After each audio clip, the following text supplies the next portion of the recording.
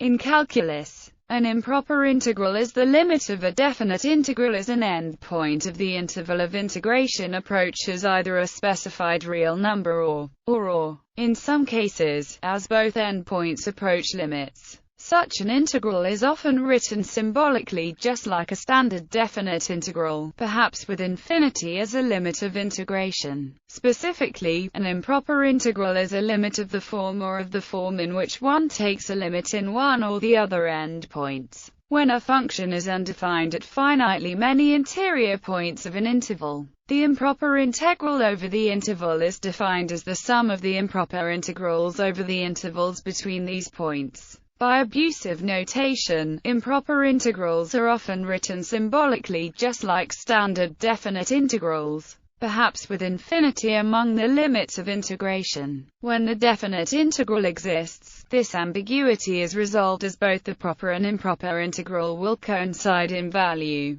Often one is able to compute values for improper integrals, even when the function is not integrable in the conventional sense because of a singularity in the function, or poor behavior at infinity. Such integrals are often termed properly improper, as they cannot be computed as a proper integral. Examples: the original definition of the Riemann integral does not apply to a function such as on the interval 1, infinity, because in this case the domain of integration is unbounded. However, the Riemann integral can often be extended by continuity. By defining the improper integral instead as a limit, the narrow definition of the Riemann integral also does not cover the function on the interval 0, 1. The problem here is that the integrand is unbounded in the domain of integration. However, the improper integral does exist if understood as the limit. Sometimes integrals may have two singularities where they are improper.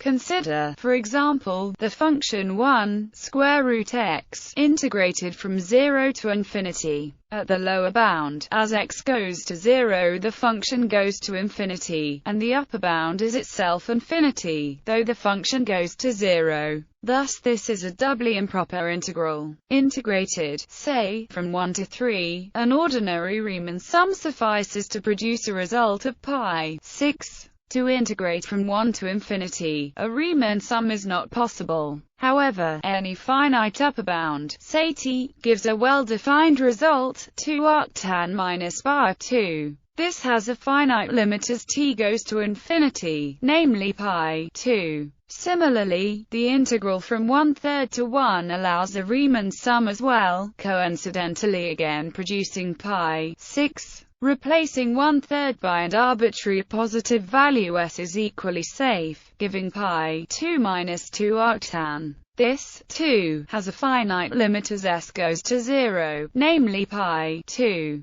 Combining the limits of the two fragments, the result of this improper integral is this process does not guarantee success. A limit might fail to exist, or might be infinite. For example, over the bounded interval from 0 to 1 the integral of 1 x does not converge, and over the unbounded interval from 1 to infinity the integral of 1 square root x does not converge. It might also happen that an integrand is unbounded near an interior point, in which case the integral must be split at that point. For the integral as a whole to converge, the limit integrals on both sides must exist and must be bounded, for example. But the similar integral cannot be assigned a value in this way, as the integrals above and below 0 do not independently converge. Convergence of the integral. An improper integral converges if the limit defining it exists. Thus, for example, one says that the improper integral exists and is equal to L if the integrals under the limit exist for all sufficiently large t, and the value of the limit is equal to L. It is also possible for an improper integral to diverge to infinity. In that case, one may assign the value of infinity to the integral. For instance, however, other improper integrals may simply diverge in no particular direction, such as which does not exist, even as an extended real number. This is called divergence by oscillation. A limitation of the technique of improper integration is that the limit must be taken with respect to one endpoint at a time. Thus, for instance, an improper integral of the form can be defined by taking two separate limits, to wit, provided the double limit is finite. It can also be defined as a pair of distinct improper integrals of the first kind, where C is any convenient point at which to start the integration. This definition also applies when one of these integrals is infinite, or both if they have the same sign. An example of an improper integrals where both endpoints are infinite is the Gaussian integral. An example which evaluates to infinity is, but one cannot even define other integrals of this kind unambiguously, such as, since the double limit is infinite and the two-integral method yields. In this case, one can however define an improper integral in the sense of Cauchy principal value. The questions one must address in determining an improper integral are: does the limit exist? Can the limit be computed?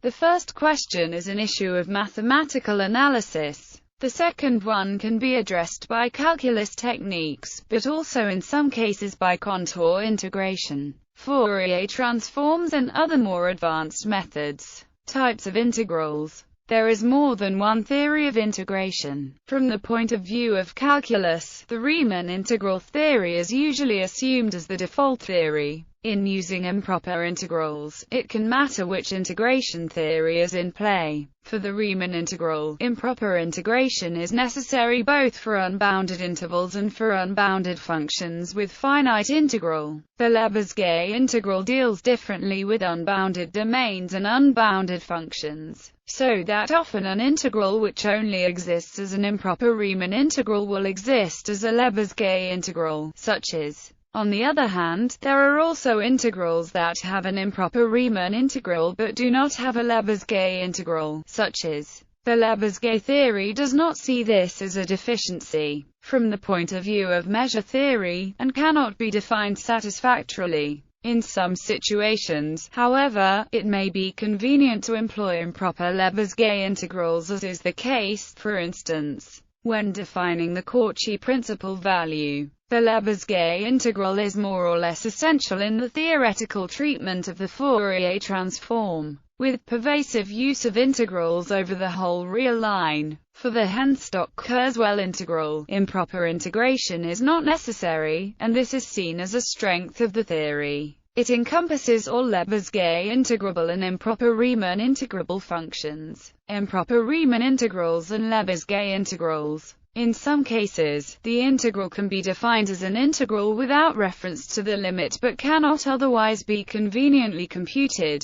This often happens when the function f being integrated from a to c has a vertical asymptote at c, or if c equals infinity. In such cases, the improper Riemann integral allows one to calculate the Lebesgue integral of the function. Specifically, the following theorem holds. If a function f is Riemann integrable on a, b, for every ba, and the partial integrals are bounded as b infinity, then the improper Riemann integrals both exist. Furthermore, f is Lebesgue integrable on a, infinity, and its Lebesgue integral is equal to its improper Riemann integral. For example, the integral can be interpreted alternatively as the improper integral, or it may be interpreted instead as a Lebesgue integral over the set. Since both of these kinds of integral agree, one is free to choose the first method to calculate the value of the integral, even if one ultimately wishes to regard it as a Lebesgue integral. Thus, improper integrals are clearly useful tools for obtaining the actual values of integrals. In other cases, however, a Lebesgue integral between finite endpoints may not even be defined, because the integrals of the positive and negative parts of f are both infinite, but the improper Riemann integral may still exist. Such cases are properly improper integrals, i.e., their values cannot be defined except as such limits. For example, cannot be interpreted as a Lebesgue integral, since but is nevertheless integrable between any two finite endpoints,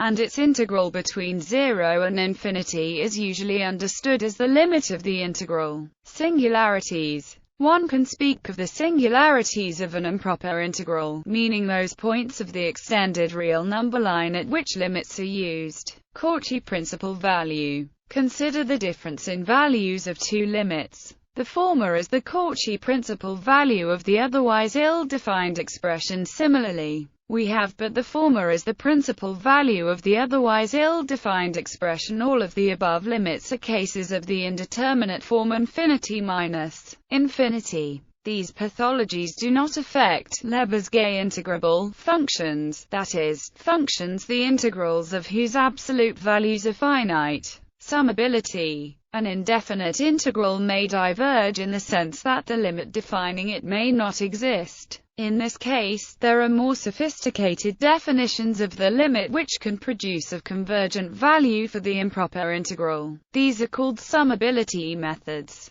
One summability method, popular in Fourier analysis, is that of Cesaro summation. The integral is Cesaro summable if exists and is finite. The value of this limit, should it exist, is the sum of the integral. An integral is summable precisely when it exists as an improper integral. However, there are integrals which are summable for alpha greater than 0 which fail to converge as improper integrals. One example is the integral which fails to exist as an improper integral, but is summable for every alpha greater than 0. This is an integral version of Grandi's series. Multivariable improper integrals. The improper integral can also be defined for functions of several variables. The definition is slightly different, depending on whether one requires integrating over an unbounded domain, such as, or is integrating a function with singularities, like improper integrals over arbitrary domains if is a non-negative function that is Riemann integrable over every compact cube of the form 4. Then the improper integral of f over is defined to be the limit provided it exists. A function on an arbitrary domain A and is extended to a function on by 0 outside of A. The Riemann integral of a function over a bounded domain A is then defined as the integral of the extended function over a cube containing A. More generally, if A is unbounded, then the improper Riemann integral over an arbitrary domain N is defined as the limit.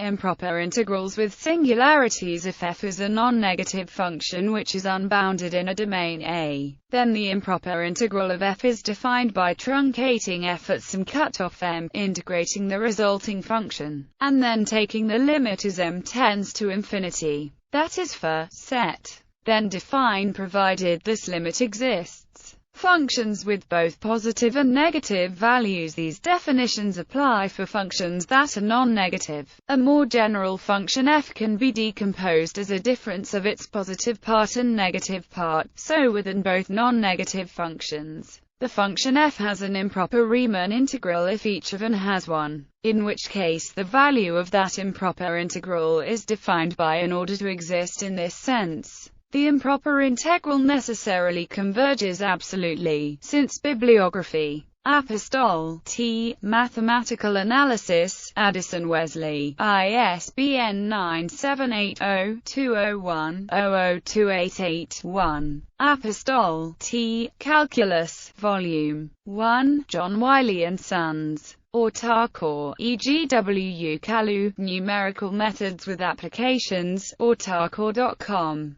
Titchmarsh, E. Introduction to the Theory of Fourier Integrals, New York, New York. Chelsea Pub. Co. ISBN 978-0-8284-0324-5. Cooper, Jeffrey, Working Analysis, Gulf Professional. Gorpaid, Sader, Limay, Balmohan, A Course in Multivariable Calculus and Analysis, Springer.